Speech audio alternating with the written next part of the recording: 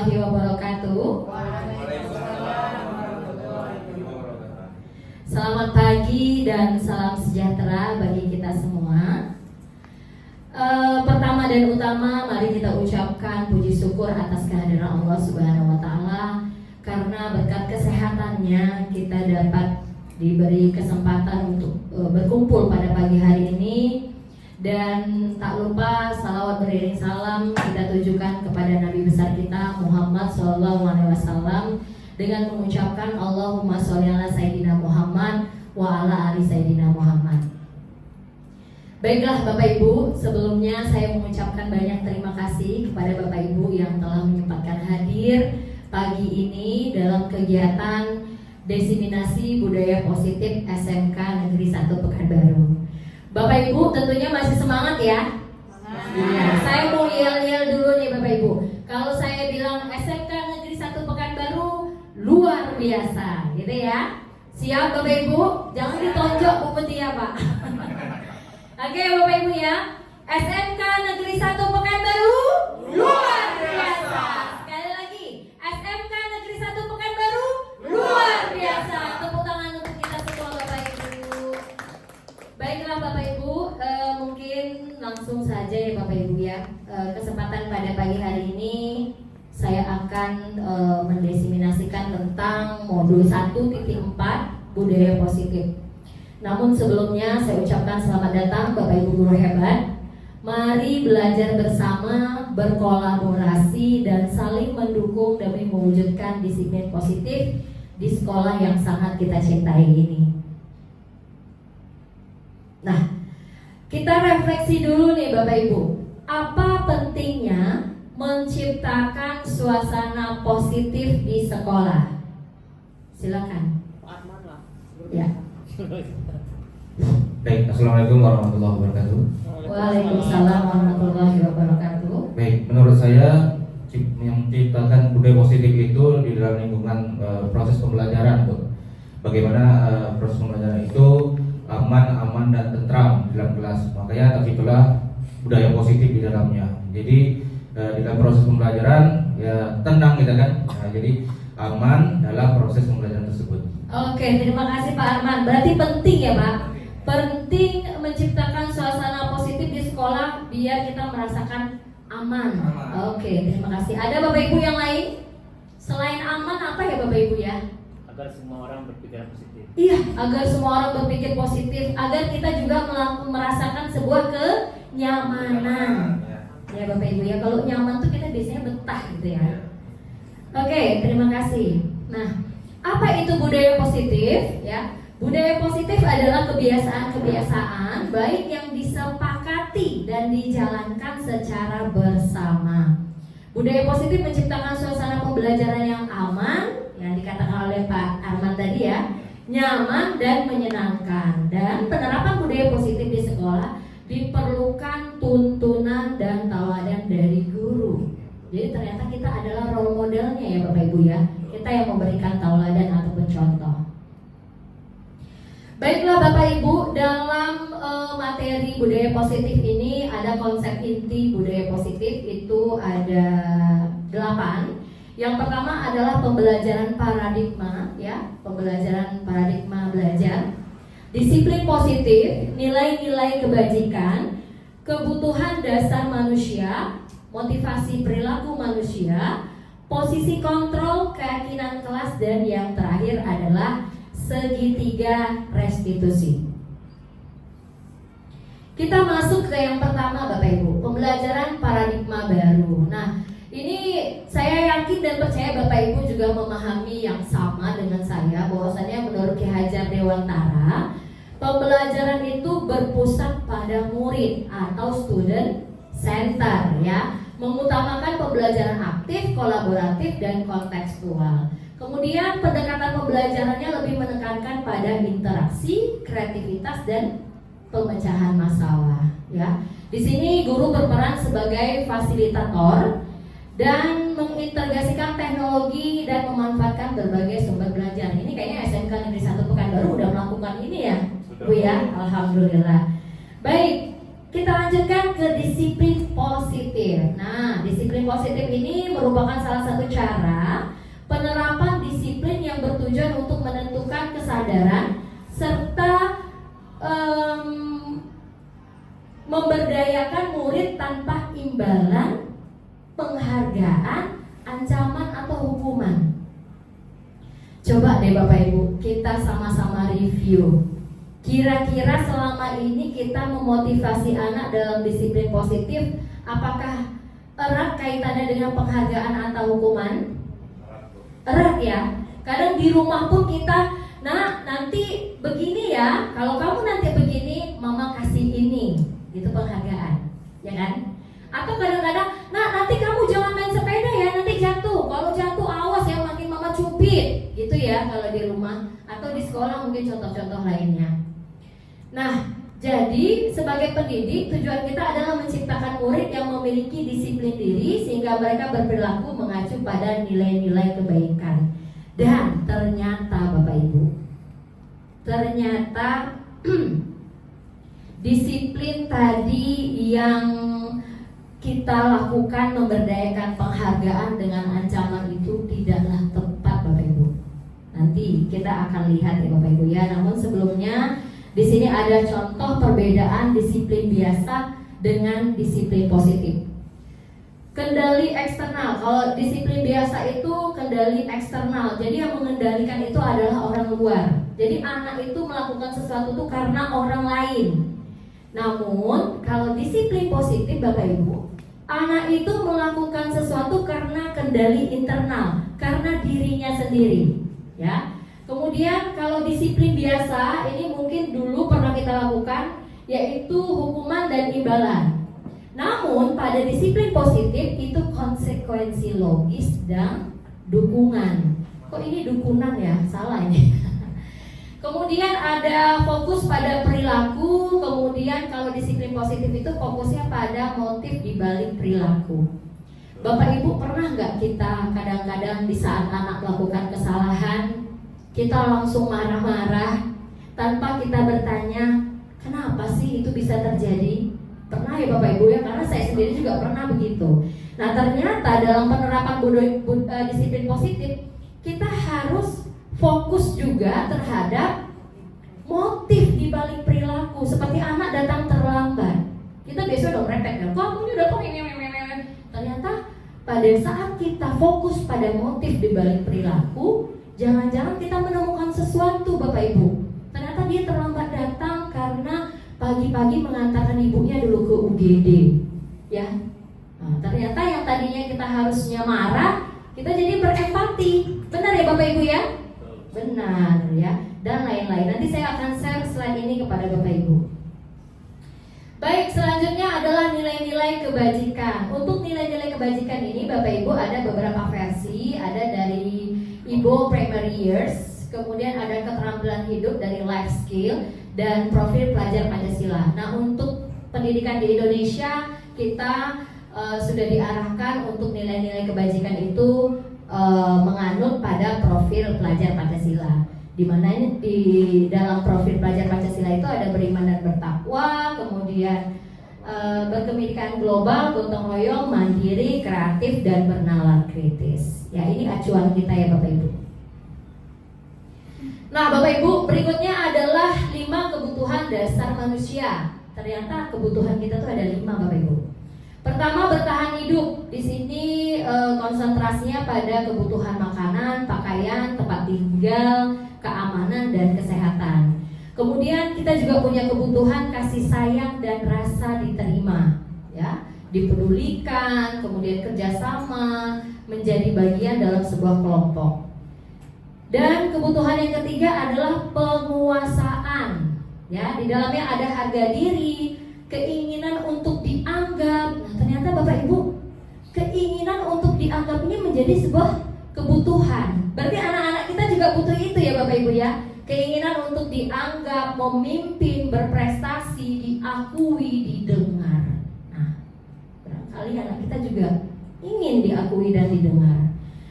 Baik, kebutuhan keempat adalah kebebasan, ya. Kebebasan di sini dia memiliki kemandirian, memiliki pilihan, mencoba hal baru, mampu mengendalikan arah dirinya. Dan yang terakhir itu adalah kebutuhan kesenangan, bermain, humor, antusiasme, tertawa. Tertawa pun ternyata kebutuhan. Bapak Ibu, kenapa dalam materi budaya positif ini dimasukkan kebutuhan dasar manusia menurut Bapak Ibu? Kira-kira karena subjek kita yang kita layani adalah manusia. Siswa kita adalah manusia. Dengan kita melihat kebutuhan dasar manusia, tidak hanya kita sebagai guru manusia memiliki kebutuhan ini, ternyata anak kita juga butuh ini. Berarti anak kita juga butuh kita dengarkan, ya Bapak Ibu ya. Kita butuh akui kehebatannya atau prestasinya. Kemudian kita berikan dia kebebasan untuk memilih, mandiri, dan lain-lain. Baik, selanjutnya Bapak Ibu, ini adalah motivasi perilaku manusia. Kita anggap saja ini adalah motivasi perilaku siswa kita, ya Bapak Ibu. Nah, ternyata Bapak Ibu, motivasi merupakan dorongan yang timbul pada diri seseorang secara sadar atau tidak sadar untuk melakukan suatu tindakan dengan tujuan tertentu. Jadi ternyata yang namanya motivasi itu adalah timbul dari dalam diri. Itu ada 3 ya Bapak Ibu ya. Yang pertama, yang memotivasinya adalah karena menghindari ketidaknyamanan dan hukuman. Anak datang ke sekolah tepat pada waktunya, bisa jadi anak tersebut menghindari hukuman. Betul nggak Bapak Ibu? Betul, karena dia tahu kalau datang lewat dari 6.45 pasti berhadapan dengan guru piket. Kemudian menghadapi serangkaian di guru piket, kemudian dioper di guru BK, melibatkan wali kelas, ending-ending ke orang tua. Nah, kadang-kadang anak yang datang ke sekolah tepat pada waktunya, bisa jadi mereka masuk ke dalam kategori anak yang termotivasi datang cepat karena menghindari hukuman. Ya Bapak Ibu ya, bisa. Kemudian karena dia takut dihukum begitu. Kemudian ada juga siswa termotivasi melakukan sesuatu karena ingin mendapat imbalan atau penghargaan. Aku pokoknya harus bisa nih karena aku mau dapat ini. Karena kata wali kelasku kalau aku rajin atau kalau aku bisa menyelesaikan tugas tepat waktu, aku dapat nilai tambahan 2 poin. Jadi dia kerjakan karena imbalan tadi, ya. Jadi kedua ini Bapak Ibu, motivasi yang tujuannya untuk menghindari ketidaknyamanan atau hukuman, atau motivasi hadir karena ingin mendapatkan imbalan, itu adalah motivasi ekstrinsik, motivasi dari luar.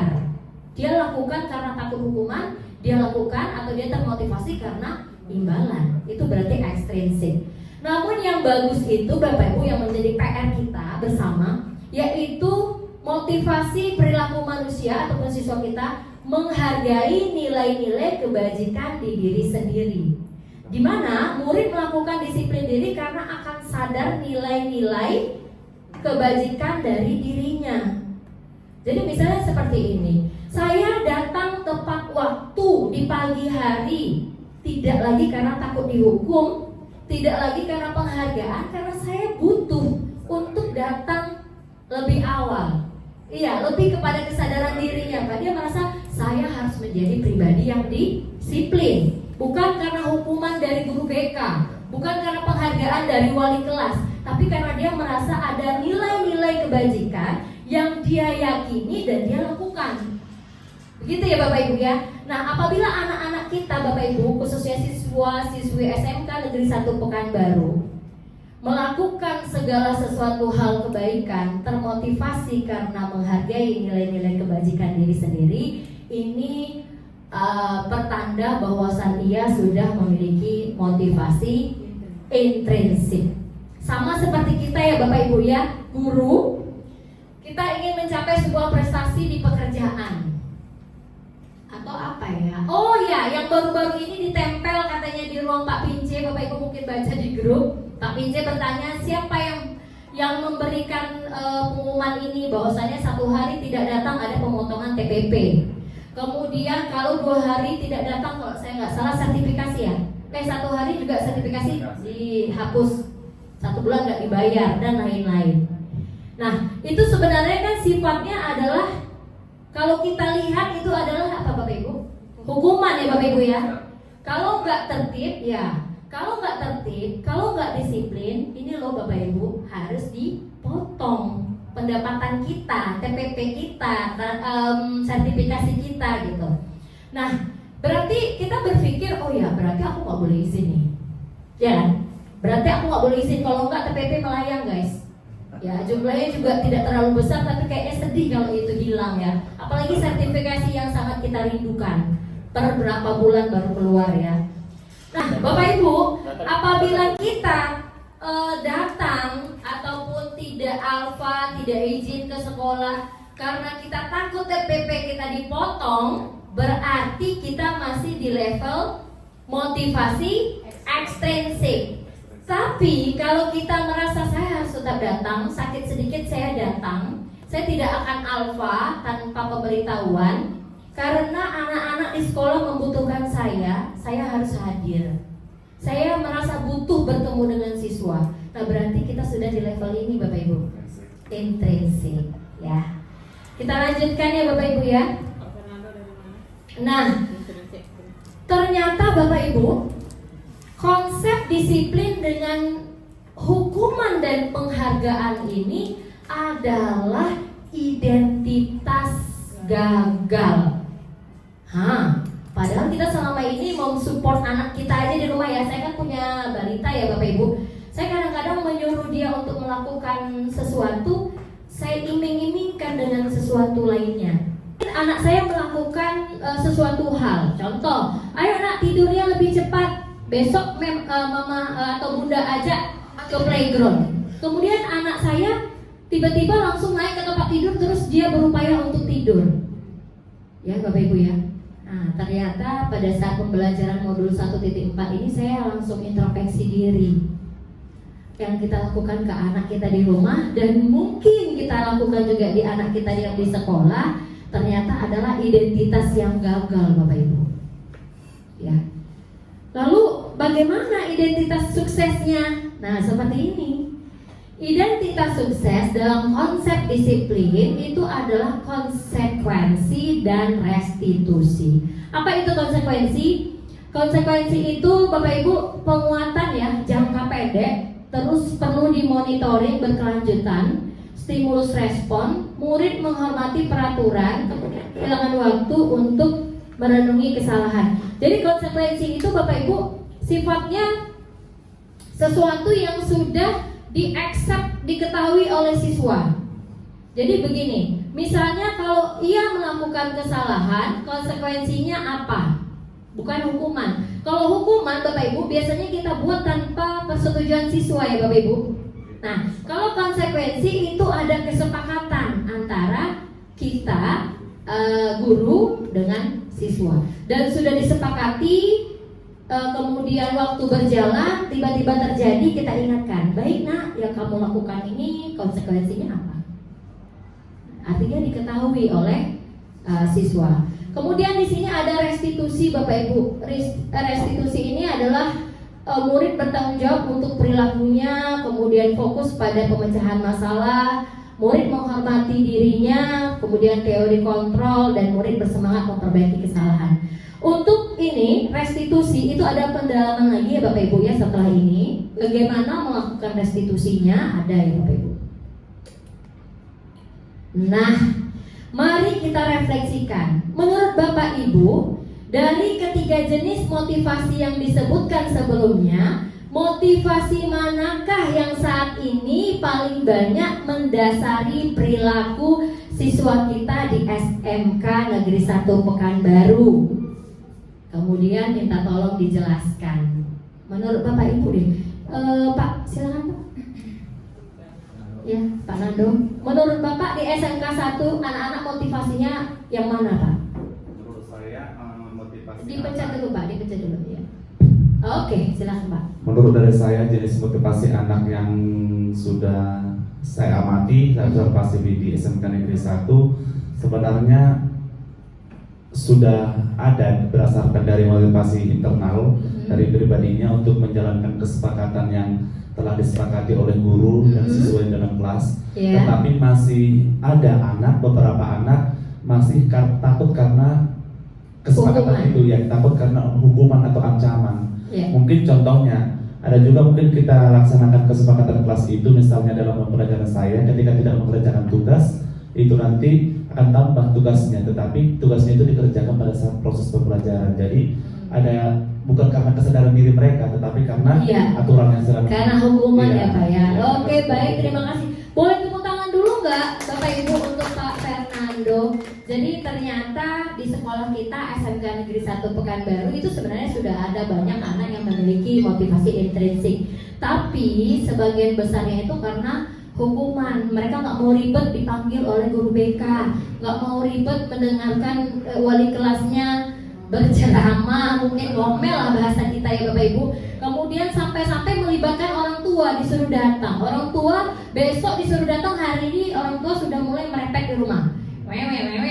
Sampai besok, sampai orang tua yang pulang lagi dari sekolah, dia sudah bayangkan. Sehingga karena dia takut akan hukuman, ya udah mereka melakukan satu hal yang dapat menghindari itu ya Bapak Ibu. Baik Bapak Ibu, nah ini tidak kalah penting Bapak Ibu, yaitu mengenai 5 posisi kontrol. Nah dalam budaya positif itu dapat diwujudkan dengan 5 posisi kontrol yang harus dimiliki oleh seorang guru dalam merespon tindakan tidak disiplinnya anak. Ya, jadi ada 5 itu apa saja? Sebagai penghukum, guru sebagai penghukum, guru sebagai pembuat rasa bersalah, sebagai teman, sebagai pemantau, dan yang terakhir adalah sebagai manajer. Saya punya video Bapak Ibu, mari kita tonton bersama.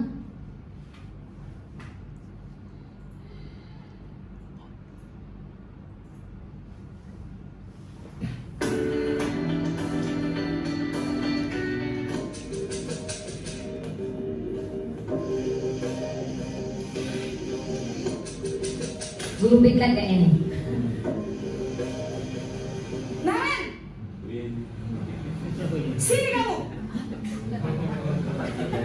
Ini sebagai penghukum ya Bapak Ibu. Selalu terlambat. Kamu deh pasti terlambat. Maaf Bu, saya Apa coba? Alasan kamu apa lagi? Kapan sih kamu tidak terlambat? Malas sekali ya kamu jadi anak. saya Dasar pemalas. Gak kapok-kapok sih kamu.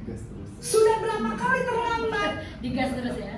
Sana, kamu keliling lapangan basket 2 kali. Nah, hukuman ya. kenapa saya harus keliling lapangan basket Bu? Kenapa?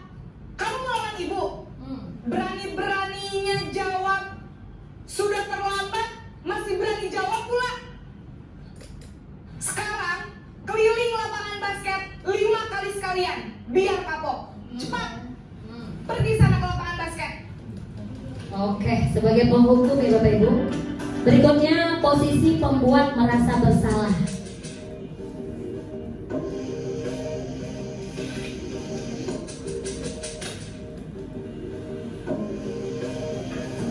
Naren,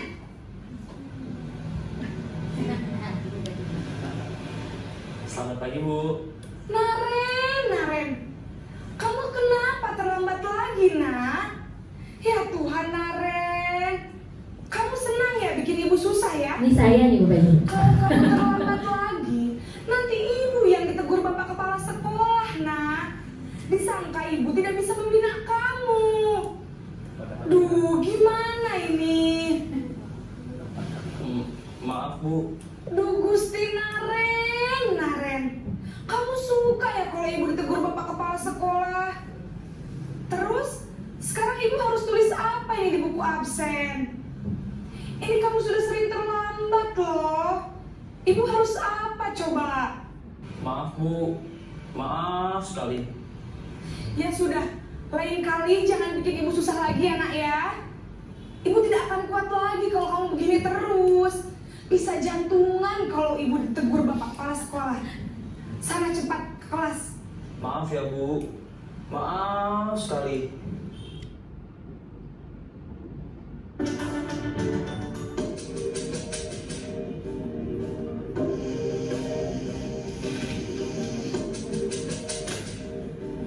Teman ya Bapak Ibu ya, teman tadi ya.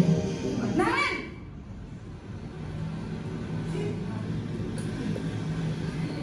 Selamat pagi Bu. wah, sudah jam berapa ini nak? Terlambat lagi ya sayang. Iya Bu, habis ibu saya lupa bangunkan saya Bu. Kamu malah menyalahkan ibu kamu. Kamu bukannya anak yang larinya paling kencang. Kok terlambat sih? Iya Bu, saya memang terlambat bangun tadi. Jadi biarpun saya lari kencang, tetap gak kekejar Bu. Ya sudah sana. Nanti lain kali larinya lebih kencang lagi ya. Biar gak terlambat lagi. Bikin seneng ibu. Demi ibu. Bisa kan? Bisa lah Bu. Ya sudah sana masuk kelas. Ibu beresin urusan absen kamu. Kamu ini ada-ada saja.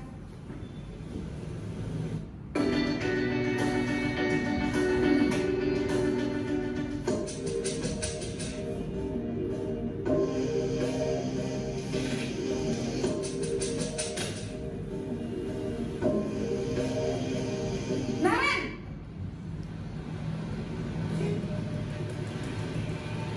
Selamat pagi Bu. Naren, apa peraturan sekolah kita tentang jam berapa kita harus masuk sekolah, nak? Kita harus di sekolah jam 7 Bu. Iya betul, sekarang sudah jam 7.20. Naren sudah tahu konsekuensinya jika terlambat hadir. Paham Bu, saya harus tinggal kelas pas jam istirahat selama 20 menit. Iya benar, konsekuensinya demikian. Jadi nanti jam 9.30 pas istirahat, kamu harus tinggal di kelas, kerjakan tugas tambahan untuk ketertinggalan kamu, ya? Baik Bu. Baik, ini yang terakhir Bapak Ibu.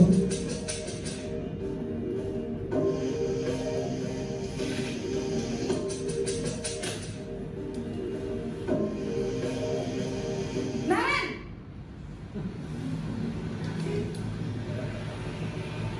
Selamat pagi Bu. Selamat pagi Naren. Maaf Bu, saya terlambat. Iya, sekolah masuknya jam 7, sekarang sudah jam 7.20. Jadi sekarang bagaimana ini Naren? Maaf Bu, saya lupa setel alarm saya semalam. Baiklah, menurut kamu, keyakinan sekolah yang mana yang perlu kamu tingkatkan? Menghargai diri sendiri dan orang lain mungkin ya Bu. Setuju. Jadi, apakah Naren meyakini prinsip saling menghormati tersebut? Iya Bu, saya meyakininya. Apakah Naren bersedia memperbaiki masalah keterlambatan ini? Bersedia Bu. Bagaimana kamu akan perbaiki masalah keterlambatan ini? Saya akan coba untuk tidak lupa menyetel alarm saya Bu. Baik, kalau Naren lupa menyetel alarm di rumah, ada orang yang kira-kira bisa bantu mengingatkan tidak? Ada Bu, kata saya, Kak Emma. Ada lagi selain Kak Emma? Selain Kak Emma, ada ibu saya. Baik, jadi yang mengingatkan Naren adalah Kak Emma dan ibu kamu ya? Kira-kira akan mulai start alarm kapan nih Naren? Setelah pulang sekolah, akan segera saya lakukan. Baik, jadi Naren akan setel alarm untuk bangun besok pagi dan akan diingatkan oleh kakak dan ibunda Naren ya. Ada lagi yang mungkin perlu dilakukan Naren agar tidak terlambat bangun lagi? Tidak ada Bu. Baik Naren, terima kasih untuk kerjasama kamu. Sekarang kamu perlu kembali ke kelas untuk belajar. Baik Bu, terima kasih. Oke, baiklah, tepuk tangan dulu dong Bapak Ibu. Kasihan ya, Naren dipanggil-panggil terus ya. Nah, kira-kira nih Bapak Ibu, dari video tadi kita ada di posisi mana ya Bapak Ibu? Hah? Someday sebagai teman, pernah ya Pak sebagai teman? Sebagai penghukum pernah nggak Pak? Enggak. Saya pernah Pak. Sebagai kayak semua pernah ya Bu Mutia ya. Saya tuh kalau saya flashback waktu saya belajar modul ini, saya ada sempat malam nggak bisa tidur Bapak Ibu. Saya kayak mengulas, saya alhamdulillah mengajar sudah 18 tahun. Saya berpikir, aduh, apa kabar ya anak-anak dulu yang saya perlakukan seperti itu. Ya sedih ya Bapak Ibu ya. Karena saya sendiri, mungkin Bapak Ibu bisa merefleksikan diri nanti. Ternyata kita pernah melakukan sebagai penghukum, ya kan? Merepet, terus membuat merasa bersalah sebagai teman pasti, pemantau dan manajer. Dan ternyata Bapak Ibu, posisi kontrol sebagai manajer lah yang memang sangat ideal ya untuk mendukung dan menemukan solusi pada permasalahan yang murid. Jadi di posisi manajer ini ternyata apa Bapak Ibu?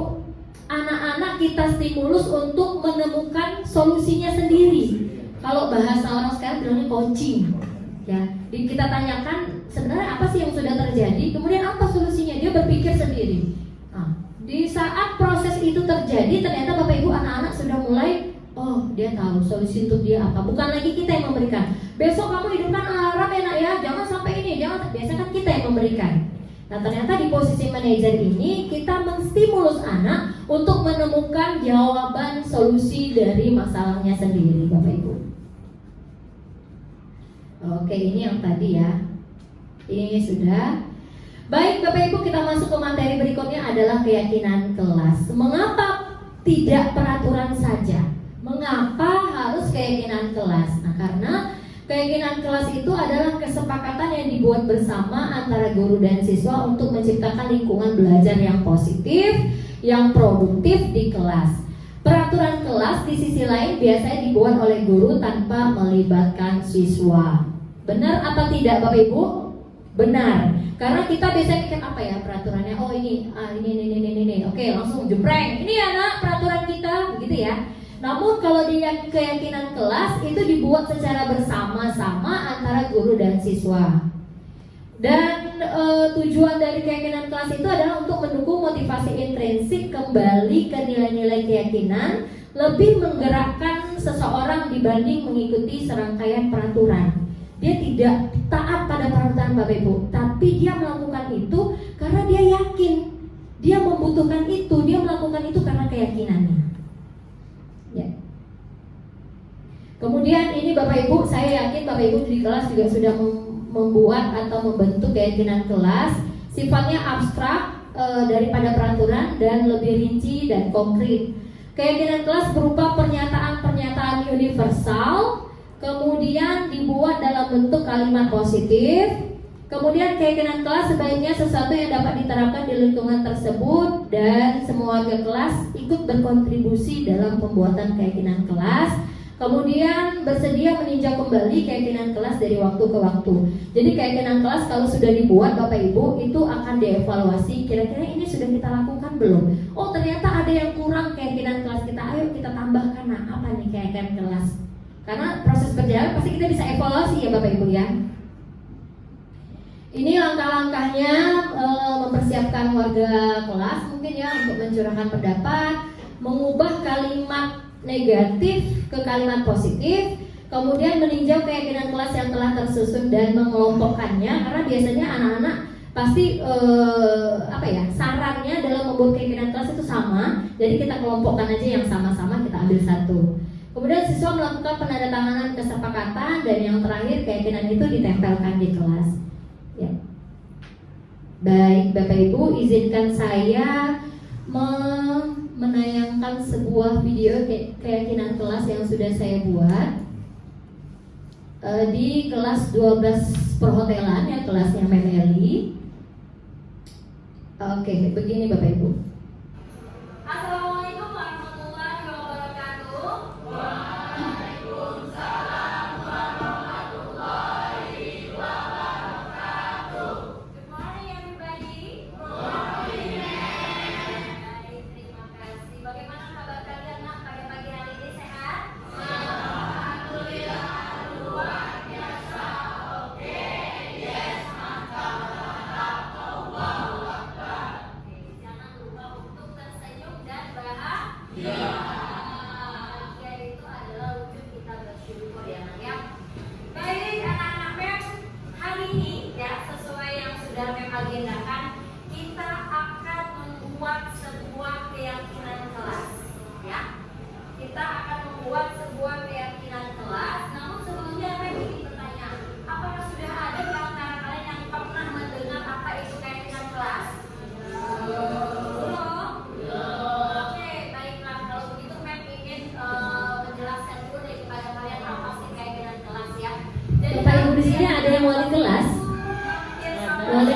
ya. peraturan kelas, ya.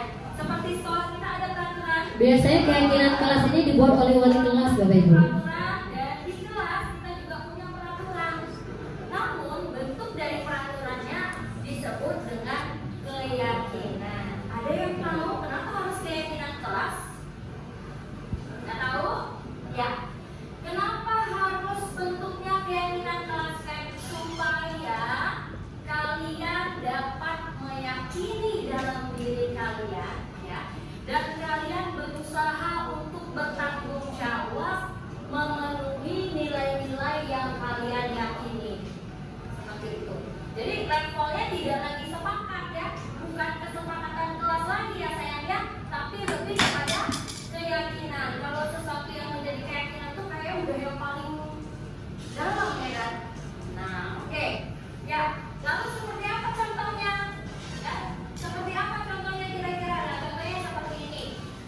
Keyakinan yang kalian buat itu antara sesama siswa dan antara guru, siswa dan guru.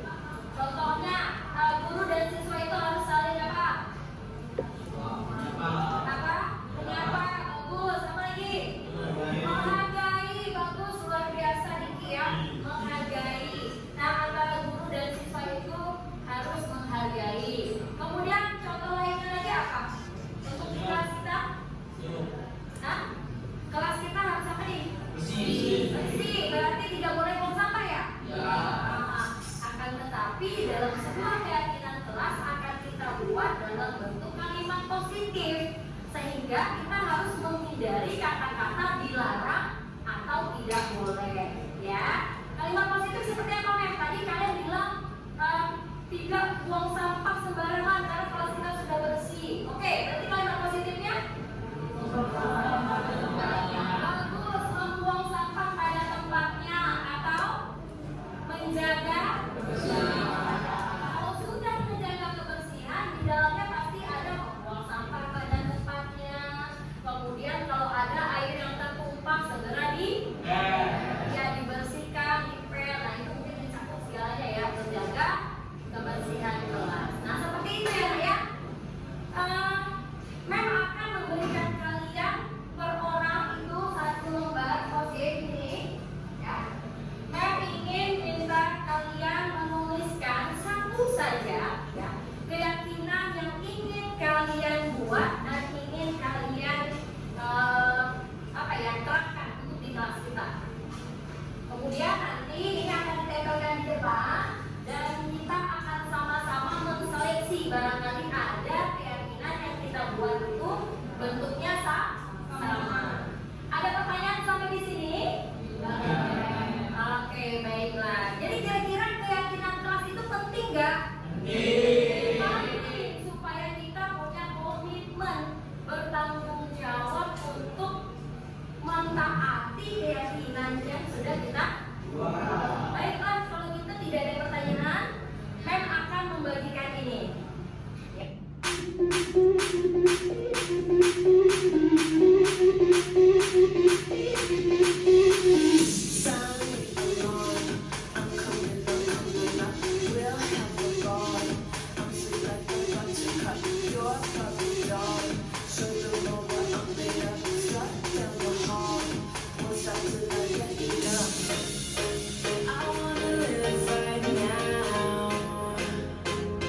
Baby, I'm as young as the night.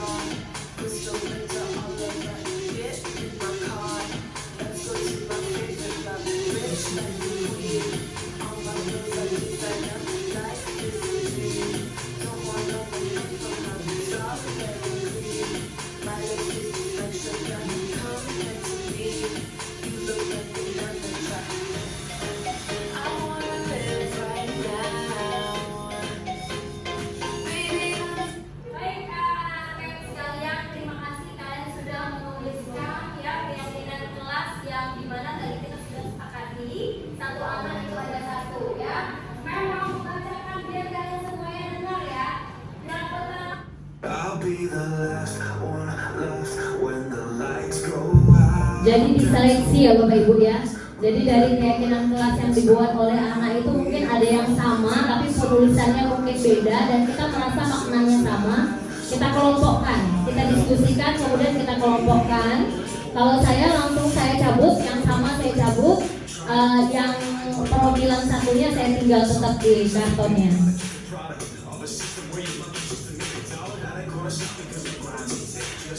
Ini kita bacakan Bapak Ibu, biar yang tahu cuma tidak hanya kita yang membaca, tapi anak-anak yang lain juga mendengar apa sih yang udah dibuat. Dan untuk make sure juga si anak ini bahwasanya punya saya dibacakan nggak?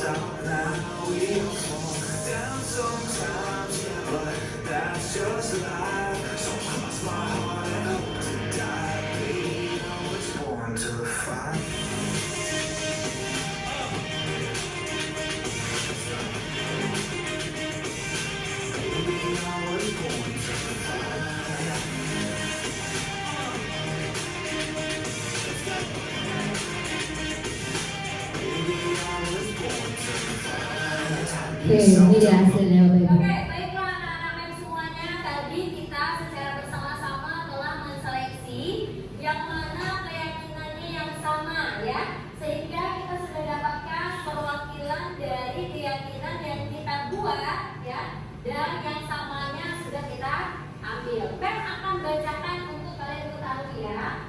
Yang pertama, bertutur kata yang sopan serta menerapkan etika yang baik. Setuju? Setuju. Yang B, menjaga kebersihan kelas dengan membuang sampah pada tempatnya. Ya, setuju? Setuju. Yang ketiga, tidak dalam menggunakan handphone di saat jam pembelajaran. Setuju?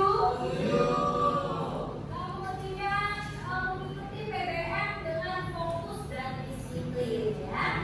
Setuju? Setuju. Oke, memadai pendapat teman. Kemudian menerapkan situasi belajar dengan tenang dan nyaman. Kemudian yang terakhir, berani bertanggung jawab atas apa yang dilakukan. Ya, ada berapa? Itu 7. Tepuk tangan dulu dong. Nah, anak-anak semuanya, ini adalah keyakinan yang kita buat bersama. Ini lahir dari hati nurani kalian ya. Keyakinan kelas ini akan kita letakkan di sini untuk kalian yakini dan kalian terapkan. Ya, sepakat? Sepakat. Baik. Sebagai bentuk kesepakatan kita atas keyakinan yang telah kita buat, maka MEM akan meminta tanda tangan kalian ya, tanda tangan kesepakatan dari keyakinan kelas yang telah dibuat. Oke, setuju? Setuju. Terima kasih ya, MEM siapkan dulu. Nah ini Bapak Ibu, di akhir kita mintakan tanda tangan. Setiap anak menandatangani bukti bahwa ia mensepakati dari keyakinan kelas yang telah dibuat. Tadi dari banyak, dari 31 ya kalau nggak salah ya. Yang MMN, 30 berapa anak kita MMN? 33. Kemudian setelah dialokasikan dapatnya 7. Jadi memang untuk keyakinan kelas sebisa mungkin jangan terlalu banyak ya Bapak Ibu, supaya anak-anaknya ingat. Nah. Baiklah anak-anak, terima kasih ya dengan keyakinan kelas. Ini terakhir saya mintakan ketua kelas untuk tanda tangan sebagai wujud kita menghargai ketua kelas.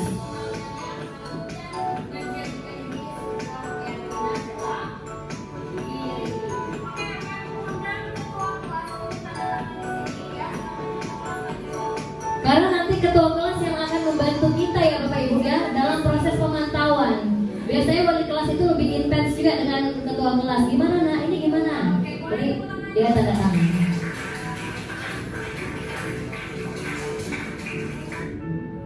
Oke, inilah rangkaian dari praktek saya membuat keyakinan kelas di kelas 12 perhotelan. Ini adalah bukti keyakinan kelas yang telah ditandatangan, dan ini adalah yang mereka buat. Ini tidak kita rubah Bapak Ibu, biar mereka ingat mereka lah yang menulisnya.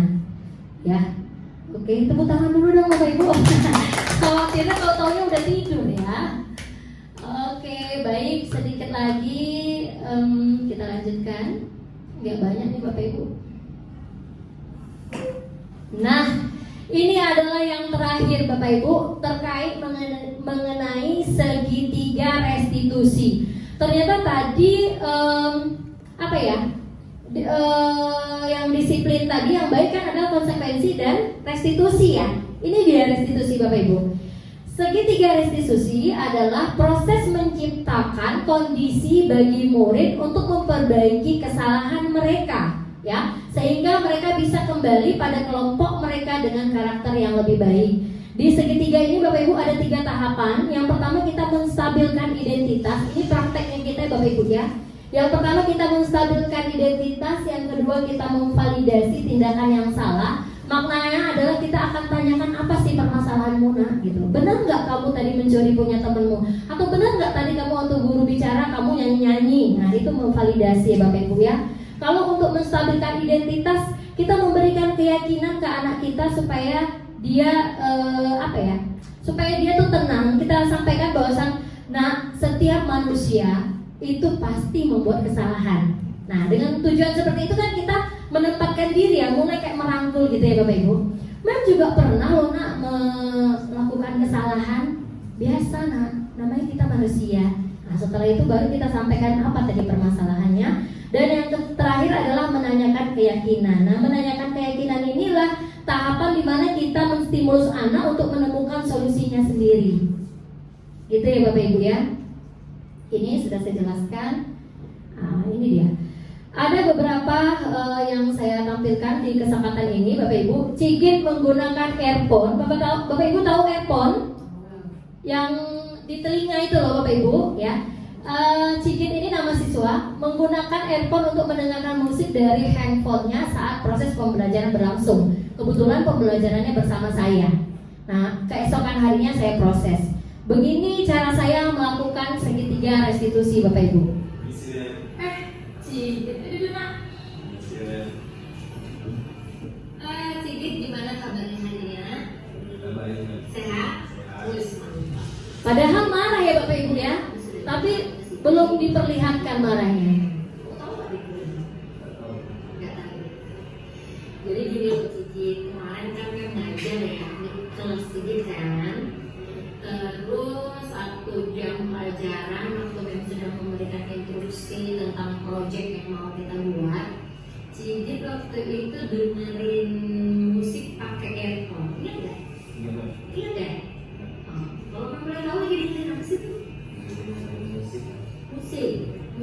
Ini menstabilkan identitas Bapak Ibu. Masih di tahapan pertama. Sama juga suka kita kalau dengerin musik DJ itu kayak. Nah, saya mencoba menyamakan diri. Bahwasanya saya juga suka dengan musik DJ gitu ya. Musik DJ sambil menulis tuh lagi nulis apa tuh? Pelajaran. Catatan ya, lengkapi ya. Oke, baik. Memang sih, memang juga suka loh DJ dengerin musik DJ. Karena kalau lagi nyetir, hidupin lagu DJ. Kalau memang lagi agak mengantuk, hidupin DJ. Itu tuh lebih semangat gak sih? Kamu suka gak Anan Vero? Suka ya? Oke. Keren ya, harus bersetika ya. Tapi jadi kita mau tanya nih, kira-kira nih ya, masuk ke tahapan kedua Bapak Ibu, memvalidasi kesalahan. Kenapa kok salah? Gak menghargai guru. Terus apa yang terjadi pada saat Cigit dengerin ini terus di kelas guru memberikan instruksi? Terus? Oh jadi kamu gak dengar kan ngomong apa? Siapa yang bikin? Oke, ya, jadi Cigit gak dengar nih, tiba-tiba disuruh aja ya, dengar kelompok ya. Terus Cigit mungkin, apa disuruh apa gitu ya? Jadi Cigit, oke, biasa sih ya, kayak kalau kita mau sama seperti itu biasa. Cuma memang tahu, kira-kira keyakinan kelas yang mana nih yang Cigit belum jalankan? Nah, jadi Bapak Ibu, pada saat kita melakukan segitiga restitusi, kita ajak anak berpikir keyakinan kelas yang mana yang dia belum melaksanakan gitu. Itu kaitannya Bapak Ibu ya ke keyakinan kelas tadi. Terus? Nah, dia menemukan sendiri solusinya. Boleh mendengarkan earphone pas lagi santai, pas lagi jam pulang sekolah, lagi sendirian. Jadi memang salah satu dari keyakinan kelas kita itu adalah menghormati teman dan guru. Jadi siapapun nanti yang masuk ke kelas ini berarti sedikit harus dengan musik yang bagus kok untuk kita hiburan gitu ya. Oke, baiklah Cigit, kami merasa cuma itu. Sekarang Cigit boleh kembali ke kelas. Terima kasih. Kami yakin Cigit bisa melakukan sebuah perubahan yang berbeda. Oke? Sip? Oke, baik. Sekarang Cigit boleh kembali ke kelas dan mengikuti pelajaran berikutnya. Bapak Ibu, demikianlah tadi video dari praktek restitusi yang telah saya lakukan ya Bapak Ibu ya. Saya mencoba membuat sebuah tanggapan dari siswa. Ini saya mintakan videonya Bapak Ibu, tapi yang ambil video temannya. Jadi saya nggak mau intervensi dia. Dia buat video ternyata di lobi. Ya, kita dengarkan ya Bapak Ibu ya. Apa tanggapan si Cigit ini tadi? Assalamualaikum warahmatullahi wabarakatuh. Saya Sigit Prastio, kelas 12 Jalan. Hari ini saya dipanggil oleh guru besar saya yaitu Mbak Fitri untuk berdiskusi tentang keyakinan kelas dan perubahan. Saya sangat senang karena Mbak Fitri telah mendengarkan penjelasan atau alasan yang telah saya berikan. Sekian dari saya. Assalamualaikum warahmatullahi wabarakatuh. Bapak Ibu, itulah kata anak kita. Saya sangat senang karena Mbak Fitri mendengarkan alasan saya. Tadi kita lihat ya Bapak Ibu ya, 5 kebutuhan tadi ada ya Bapak Ibu, ingin didengar. Jadi anak-anak pasti, ini saya pernah baca Bapak Ibu, setiap orang, dewasa ataupun anak-anak, melakukan sesuatu itu tujuannya untuk memenuhi kebutuhannya. Baik itu benar atau itu salah. Ya, misalnya dia berkelahi Bapak Ibu. Misalnya dia berkelahi, pasti ada kebutuhan yang ingin dia penuhi Bapak Ibu ya. Apa kira-kira ya? Mungkin dia tidak dihargai dengan dia berantem itu, dia merasa dia ingin dihargai seperti itu dan lain-lain. Jadi kesimpulannya adalah apapun bentuk kesalahan yang dilakukan anak kita menjadi PR buat kita Bapak Ibu ya, untuk mendengarkan mengapa itu bisa terjadi. Lalu untuk jalan keluarnya kita minta anak untuk menemukan jalan keluarnya dan kita hanya menstimulus, kita sebagai role-nya aja. Nah terus apalagi kalau kita rasa kita tidak mendapatkan jawaban yang semestinya, kita giring terus. Emang kalau seperti itu aja bisa teratasi masalahnya? Enggak Mem. Lalu apalagi seperti itu ya Bapak Ibu ya. Jadi Bapak Ibu, ini sebenarnya ada kasus satu lagi, saya rasa tidak usah. Baik Bapak Ibu, demikianlah pemaparan saya tentang penerapan budaya positif, terkhusus untuk dapat kita implementasikan untuk diri saya dan juga mudah-mudahan bermanfaat bagi Bapak Ibu tentang penerapan budaya positif di SMK Negeri 1 Pekanbaru. Saya buka sesi pertanyaan Bapak Ibu. Bagi Bapak Ibu yang ingin bertanya, saya persilahkan. Ya, silakan Kak Meli.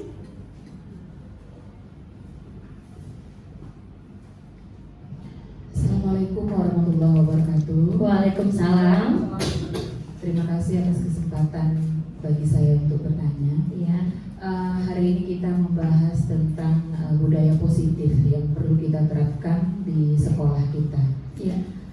Yang kita ketahui, Mbak Fitri, bahwasanya kita ini juga merupakan generasi yang sudah terbentuk dengan bermacam-macam punishment.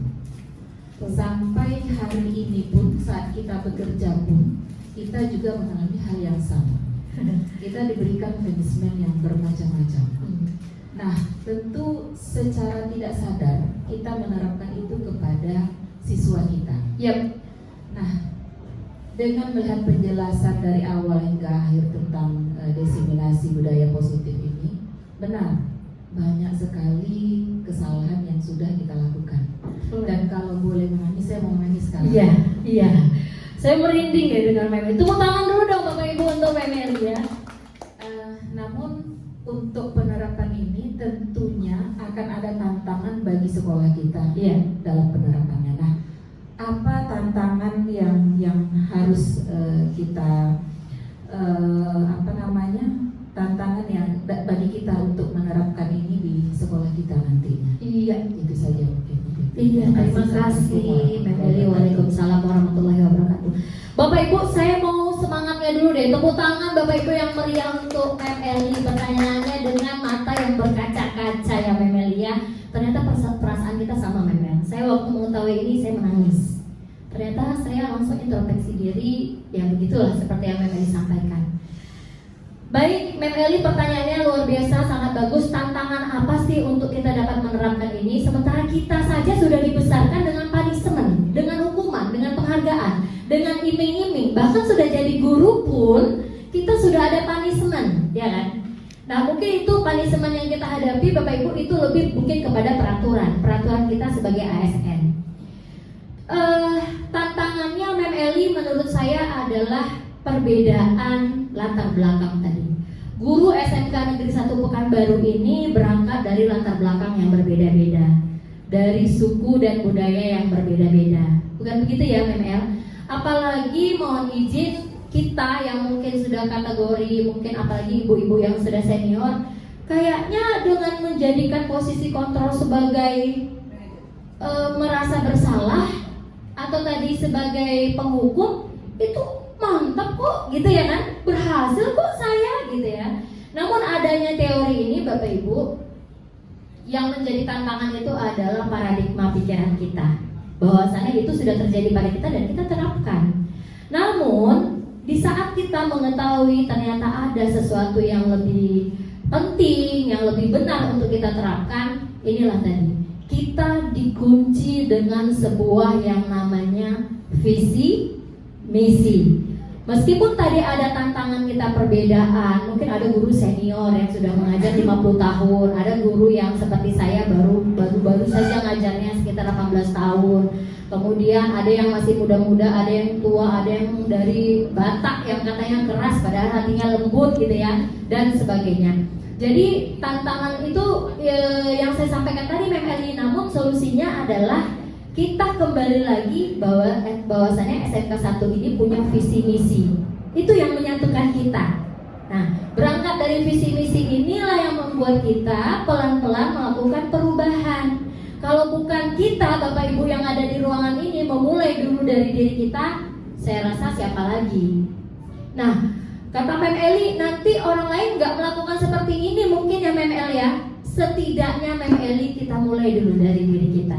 Dan nanti mungkin kita akan membuat catatan, oh ternyata setelah kita melakukan ini apa yang kita peroleh. Jujur Bapak Ibu, kalau saya orangnya itu ekspresif. Saya tidak pernah bisa tersenyum, berpura-pura padahal saya lagi marah. Kemudian saya orangnya itu terbuka. Saya nggak suka menyampaikan sesuatu itu di belakang. Terus di saat anak melakukan kesalahan, saya cenderung karena saya wanita, saya seorang ibu, saya biasanya merepek. Ya ampun, tak ada tadi memang mau di depan kamu tuh nggak dengar, dan sedikit tensi agak naik. Benar nggak Bapak Ibu? Nah, setelah saya menerapkan segitiga restitusi ini Bapak Ibu, saya merasa emosional saya tuh terkontrol. Saya tuh lebih enjoy. Saya nggak stres karena anak. Dan anak pun Bapak Ibu mohon izin, karena anak ini ada rasa malu, ada kebutuhannya tadi, dia nggak bisa kita tegur di depan orang ramai Bapak Ibu. Ya Mem El ya. Karena pada saat itu kok kamu kayak gitu, dia merasa dia dipermalukan. Saya waktu terjadi pada Cigit, mungkin tuh ada teman-temannya di belakang yang tahu. Cigit tuh dengar, saya bilang, Cigit lagi dengar apa nak? Iya memang sudah coba, saya nggak marahin di situ Bapak Ibu. Oke, nanti setelah ini. Karena anak punya harga diri, apalagi yang kita ajarkan ini adalah kita melayani siswa yang sudah beranjak mau dewasa Bapak Ibu ya. Jadi itu Mem Eli, barangkali kita mulai dari diri kita dulu Mem Eli. Kalau kita bisa memberikan ini, Nanti alhamdulillah nanti Mem Eli juga bisa setelah menerapkan membuat testimoni, membuat praktik baik, kemudian di-share ke guru-guru yang lain, dan guru-guru lain mungkin masa iya sih? Coba seperti itu. Bagaimana Mem Eli, sudah terjawab? Alhamdulillah. Terima kasih. Oke, pertanyaan berikutnya Bapak Ibu, silakan. Iya. Izin bertanya ya, Mem? Iya, silakan Ibu. Assalamualaikum warahmatullahi wabarakatuh. Waalaikumsalam warahmatullahi wabarakatuh. Saya ingin nanyakan masalah pembuatan keyakinan kelas. Ya. Nah, kapan saat terbaik untuk membuat keyakinan kelas? Terus apakah di waktu berjalan? Berkemungkinan kan terjadi hal-hal yang baru gitu ya. Mungkin di awal belum nampak ya, belum ini. Nah, apakah keyakinan kelas itu boleh dirubah ya di pertengahan gitu kan? Atau bagaimana? Oke. Makasih. Iya, terima kasih. Bapak Ibu tepuk tangan dulu dong untuk Ibu yang sudah bertanya. Jadi kapan kesepakatan kelas sebaiknya dibuat? Menurut saya Ibu, kesepakatan kelas ini dibuat cocoknya sekali itu pada tahun ajaran baru. Nah, itu mulai kita membuat. Kayak saya tadi kan lahirlah 7 kan Bu. Nah, waktu berjalan tentu kita sebagai wali kelas dan mungkin sebagai guru di kelas yang bertanggung jawab di kelas itu, kita dapat informasi nih dari guru-guru yang mengajar di kelas. Mem Eli, anaknya masih begini. Berarti kita catat, oh berarti keyakinan kelas ini belum nih, anak ini belum terapkan. Itu jadi catatan kita. Atau sebaliknya, Mem Eli luar biasa loh kelasnya Mem Eli, anaknya sekarang udah tertib loh ini. Oh berarti anak-anak saya sudah menerapkan. Berarti ada evaluasi ya Ibu ya. Nah, kalaulah Ibu menganggap di pertengahan jalan, kan nggak mungkin ya Bu, sebulan atau 2 bulan Ibu lakukan evaluasi, ternyata alhamdulillah anak-anak ini sudah sudah menerapkan dan benar-benar sudah meyakini 7 hal tadi yang sudah dibuat, Ibu boleh tambah. Oh ternyata ini ada yang tertinggal loh, nah kita boleh tambah Bu. Tapi sebisa mungkin jangan dikurang gitu. Jadi kalau bisa ditambah atau kita carikan waktu, karena di sekolah kita selalu ada kegiatan pendampingan wali kelas. Barangkali ini bisa Ibu jadikan momen di evaluasi dan refleksi. Nah, setelah 2 bulan 3 bulan ini, menurut kalian mana nih keyakinan kelas yang masih sering kita abaikan atau belum kita terapkan? Kenapa? Apa masalahnya? Nah seperti itu. Ya. Oke ya Bu, terjawab Ibu. Baik, terima kasih ya Ibu. Satu pertanyaan lagi mungkin, silakan. Ya, silakan Pak Arman. Assalamualaikum warahmatullahi wabarakatuh. Izin ya Bu. Iya. Jadi begini Bu, kami kan guru BK. Iya. Nah, jadi kalau guru BK ini apakah kami harus mengikuti aja dari aturan keyakinan kelas dari wali kelas? Iya. Nah begitu. Jadi misalnya kalau ada siswa yang melanggar aturan, itu pastilah kami akan melapor kepada wali kelasnya langsung kan. Iya, Nah betul. begitu. Nah jadi apa yang harus kita tidak lanjutkan setelah ada permasalahan di dalam kelas, misalnya anak ini ribut, ya kan, atau dia berkelahi, berantem gitu kan, apa yang harus kita lakukan kira-kira itu? Ya, terima Iya. kasih. Terima kasih Bapak Ibu. Tepuk tangan untuk Pak Arman, karena Pak Arman ini guru BK ya Pak ya. Bagus sekali Pak. Kalaulah Bapak menemui anak-anak yang bermasalah tadi di kelas, Bapak juga mungkin boleh melihat keyakinan kelas yang sudah dibuat. Bapak bisa merujuknya ke situ. Loh kok berantem nak? Berarti keyakinan kelas apa ini yang menghakimi Pak? Ya kenapa begitu? Namun Bapak Ibu perlu kita ketahui juga, sekolah juga punya keyakinan. Ada keyakinan sekolah, ada keyakinan kelas. Jadi Pak Arman boleh berdasarkan keyakinan sekolah, andaikan pelanggaran yang dibuat itu sifatnya umum mungkin dan mungkin tidak terjadi di kelas. Seperti itu Pak. Nah, alangkah baiknya juga guru BK juga menerapkan ini tadi, segitiga restitusi ya Pak ya, supaya mungkin menurut saya nih Pak, mohon izin, supaya anak-anak merasa ada chemistry nih dengan BK. BK itu bukan image-nya mau marah-marah, mau menghukum, tapi memang kalau dalam hati mereka ini bestie nih. Saya bisa leluasa menyampaikan isi hati saya. Bapak ini tidak akan ngejas saya nih, tidak akan memarah-marahi saya dan mempermalukan saya.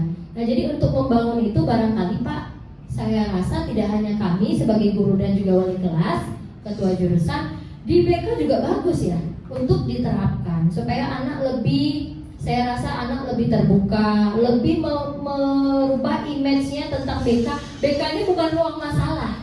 Mau pergi curhat boleh ke BK. Saya suka sama Pak Arman tuh, saya mau curhat, saya ngerti Bapak tuh perasaan saya. Seperti itu Pak Arman ya.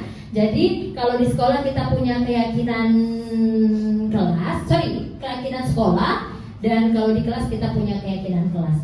Nah ada satu lagi nih Bapak Ibu, ada yang namanya keyakinan belajar.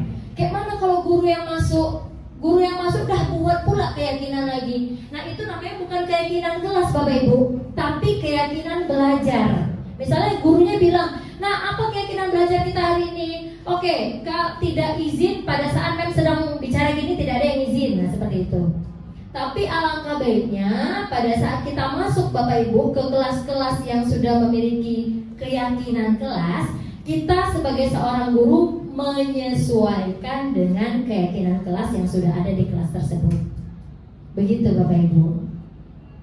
Ya, makanya dia akan ditempel. Jadi alangkah baiknya pas kita masuk kita intip dulu Bapak Ibu, oke, keyakinannya gini, oke, sip. Nanti pada saat proses berjalan kita tahu, dan kita bisa juga kalau mungkin nggak sempat kita melakukan segitiga restitusi, kita bisa titipkan informasi ini ke wali kelasnya. Mem Eli ternyata tadi si Cigit begini. Nanti Mem Eli akan menindaklanjuti sebagai wali kelas. Itu saja mungkin barangkali Bapak Ibu. Saya mengucapkan terima kasih karena waktu kita yang terbatas dalam kegiatan diseminasi budaya positif di SMK Negeri 1 Pekanbaru. Saya mohon maaf Bapak Ibu apabila dalam proses penyampaian ini ada yang kurang pas, mungkin contohnya juga tidak begitu pas. Saya mohon maaf karena kekurangan adalah milik saya dan yang sempurna hanya Allah Subhanahu wa taala. Sekian dari saya Bapak Ibu. Assalamualaikum warahmatullahi wabarakatuh.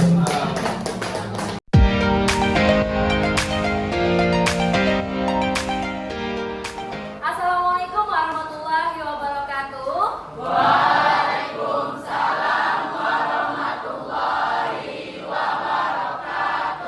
Good morning everybody. Baik, terima kasih. Bagaimana kabar kalian nak pada pagi hari ini, sehat? Alhamdulillah luar biasa.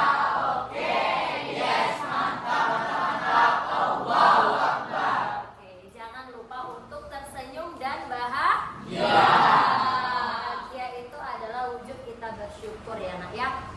Baik anak-anak MEM, hari ini ya sesuai yang sudah MEM agendakan, kita akan membuat sebuah keyakinan kelas ya. Kita akan membuat sebuah keyakinan kelas. Namun sebelumnya MEM ingin bertanya, apakah sudah ada di antara kalian yang pernah mendengar apa itu keyakinan kelas? Belum?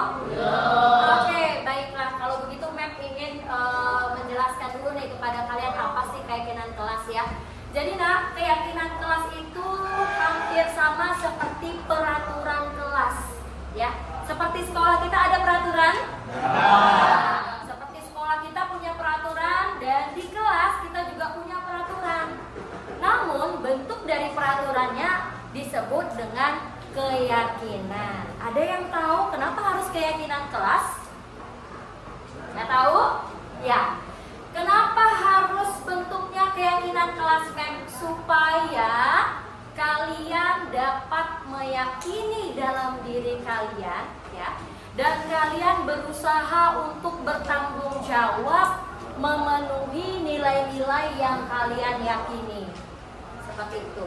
Jadi levelnya tidak lagi sepakat ya, bukan kesepakatan kelas lagi ya sayang ya, tapi lebih kepada keyakinan. Kalau sesuatu yang menjadi keyakinan tuh kayak udah yang paling dalam ya kan. Nah oke. Ya, lalu seperti apa contohnya? Ya, seperti apa contohnya kira-kira? Nah contohnya seperti ini. Keyakinan yang kalian buat itu antara sesama siswa dan antara guru, siswa dan guru. Contohnya guru dan siswa itu harus saling apa? Menyapa, bagus. Apa lagi? Menghargai, bagus, luar biasa Diki ya. Menghargai. Nah antara guru dan siswa itu harus menghargai. Baik. Kemudian contoh lainnya lagi apa? Untuk di kelas kita? Hah? Kelas kita harus apa nih? Bersih. Berarti tidak boleh buang sampah ya? Akan tetapi dalam sebuah keyakinan kelas akan kita buat dalam bentuk kalimat positif, sehingga kita harus menghindari kata-kata dilarang atau tidak boleh, ya. Kalimat positif seperti apa, Mem? Tadi kalian bilang tidak buang sampah sembarangan karena kelas kita sudah bersih. Oke, berarti kalimat positifnya? Bagus, membuang sampah pada tempatnya atau menjaga. Kalau sudah menjaga kebersihan, di dalamnya pasti ada membuang sampah pada tempatnya.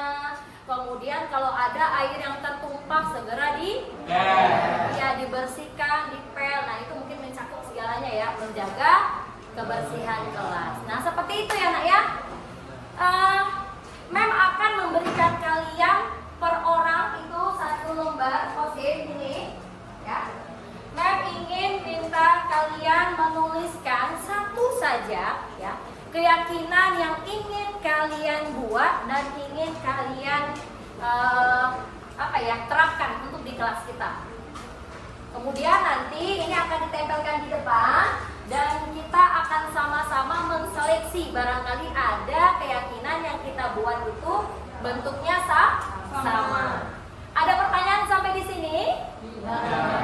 Oke, baiklah. Jadi kira-kira keyakinan kelas itu penting nggak? Penting supaya kita punya komitmen, bertanggung jawab untuk mentaati keyakinan yang sudah kita buat. Baiklah, kalau gitu tidak ada pertanyaan, Mem akan membagikan ini.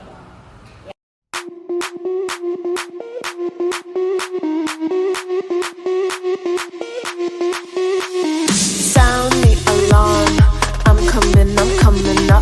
We'll have a ball. I'm sweet like a buttercup. You're Barbie doll. Show them all what I'm made of. Strut down the hall. Won't stop till I get enough. I wanna live right now. Baby, I'm as young as the night. I wanna dance right now. On the floor, I feel so alive. Don't stop, turn it up. Don't stop, turn it up. Don't stop, turn it up. Don't stop, turn it up. Don't stop, turn it up. Sound the alarm. I'm coming up. We're going hard. Pour some more into my cup. Sparkling star. Crystal glitter all over. Get in my car. Let's go to my favorite club. Rich like a queen. All my clothes are designer. Life is a dream. Don't wanna wake up from her. Strawberry cream. My lips taste just like sugar. Come here to me. You look like an amateur. I wanna live right now. Baby, I'm a... Baik, anak-anak Mem sekalian, terima kasih kalian sudah menuliskan ya keyakinan kelas yang dimana tadi kita sudah sepakati. Satu anak itu ada satu ya. Mem mau membacakan biar kalian semuanya dengar ya. Yang pertama, I'll be the last one left when the lights go out. I'm down to one last breath, but I can't stop now. We all fall down sometimes, yeah, but that's just life. So cross my heart and hope to die. Baby, I was born to fight the fear when I feel like dying. I'm trying to fly high, but I'm not a pilot, can't deny it. There's some days I feel idiotic, just a product of a system where you're lucky just to make a dollar. That ain't gonna stop me cause my grind's contagious. I'll do what it takes to turn passion to paychecks. And if I go down, I'ma do it on my terms. And every single problem brings a lesson that I learned. The darkest nights, when things seem so broken, it's hard to shine, but I still try. I'll be the last one left when the lights go out. I'm down to one last breath, but I can't stop now. We all fall down sometimes, yeah, but that's just life. So cross my heart and hope to die. Baby, I was born born to fight. That's right. Baby, I was born to fight. Let's go. Baby, I was born to fight. Time to be yourself down the. Oke, baiklah anak-anak MEM semuanya. Tadi kita secara bersama-sama telah menseleksi yang mana keyakinannya yang sama ya. Sehingga kita sudah dapatkan perwakilan dari keyakinan yang kita buat ya. Dan yang samanya sudah kita ambil. MEM akan bacakan untuk kalian ketahui ya. Yang pertama, bertutur kata yang sopan serta menerapkan etika yang baik. Setuju? Setuju.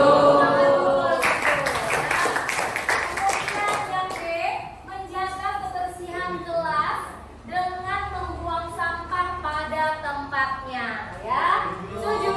Setuju. Yang ketiga, bijak dalam menggunakan handphone di saat jam pembelajaran. Setuju? Setuju. Kemudian mengikuti PBM dengan fokus dan disiplin ya. Setuju? Setuju. Karena ini kalian yang buat, pasti kalian setuju ya. Oke, menghargai pendapat teman. Kemudian menerapkan situasi belajar dengan tenang dan nyaman. Kemudian yang terakhir, berani bertanggung jawab atas apa yang dilakukan ya. Ada berapa? Itu 7. Tepuk tangan dulu dong untuk keyakinan yang sudah kita buat ini ya.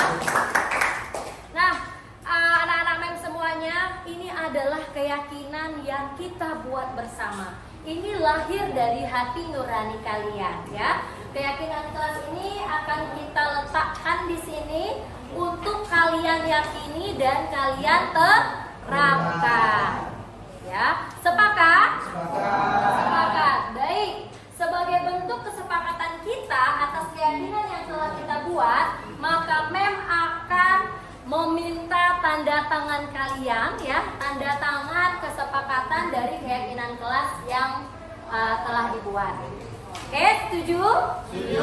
Baik, terima kasih ya. MEM siapkan dulu. Boleh dibacakan kakak.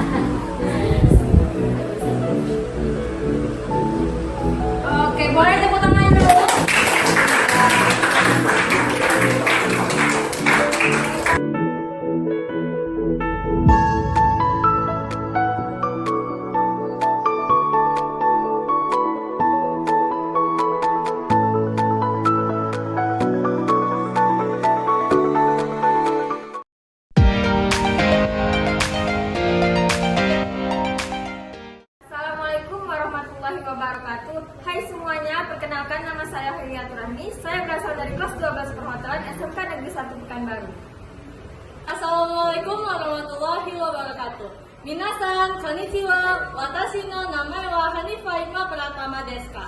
Saya berasal dari SMK Negeri 1 Pekanbaru, kelas 12 Perhotelan. Hello everyone, nama saya Dinanda Juliani. Saya berasal dari SMK Negeri 1 Pekanbaru, jurusan Perhotelan. Assalamualaikum warahmatullahi wabarakatuh. Halo semuanya, perkenalkan nama saya Gaisa Putra dari kelas 12 Perhotelan. Halo semuanya, Assalamualaikum warahmatullahi wabarakatuh. Perkenalkan nama saya Ridho Aziz dari kelas 12 Perhotelan.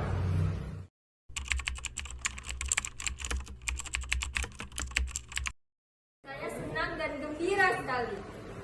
Pastinya sangat senang dan gembira sekali sih. Wah, saya rasanya sangat excited sih. Dan saya semangat, senang, dan mantap. Sangat senang.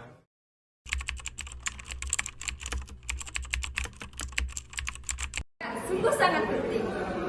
Tashkani teknologi des pastinya sangat penting dong. Wah, penting dong. Course sangat penting. Penting sekali.